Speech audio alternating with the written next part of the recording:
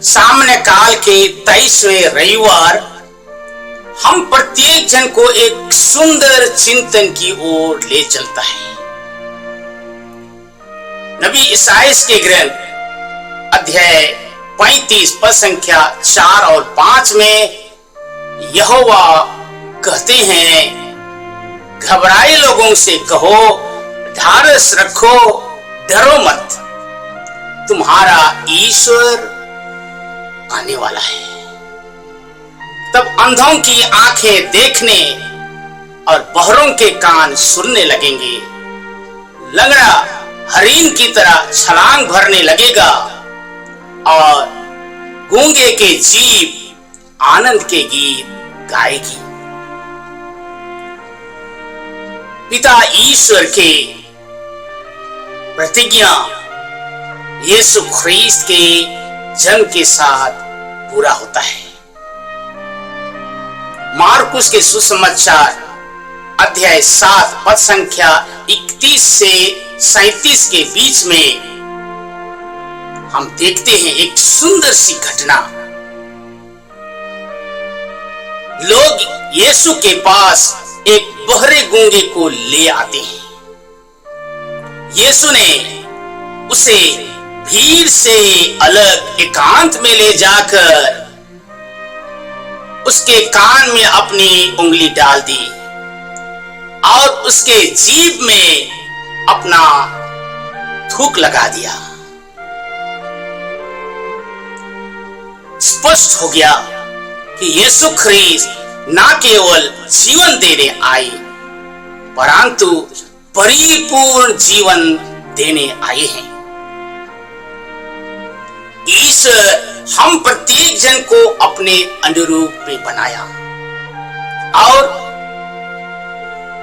5 ज्ञान इंद्रियों से विभूषित किया है। जब हमारे जीवन में कोई एक इंद्रियां काम नहीं करती है तब जीवन बेगाना लगता है। ईश्वर की दृष्टि में हमारे 5 ज्ञान इंद्रियां कितना महत्वपूर्ण है। नबी की जोब के ग्रंथ अध्याय 29 पद संख्या 15 में ईश्वर कहते हैं, मैं अंधे की आंख और लंगड़े की पैर हूं।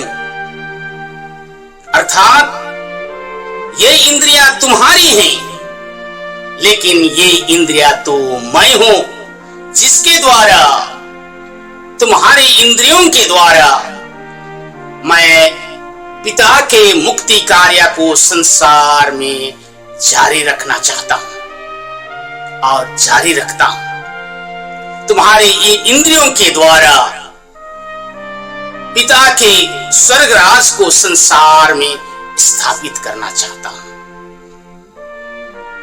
विज्ञान की प्रगति के कारण हमारे आंखों में चश्मा और लेंस बैठाए हैं, कानों में सुनने के मशीन बैठाए हैं, लेकिन सच माने तो हम आज आध्यात्मिक रूप से, धार्मिक रूप से, मानसिक रूप से और नैतिक रूप से बिल्कुल अंधे और बहरे हैं।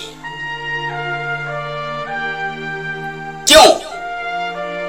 क्योंकि हमारे सामने तड़पते इंसान की आह और कराह सुनाई नहीं देती।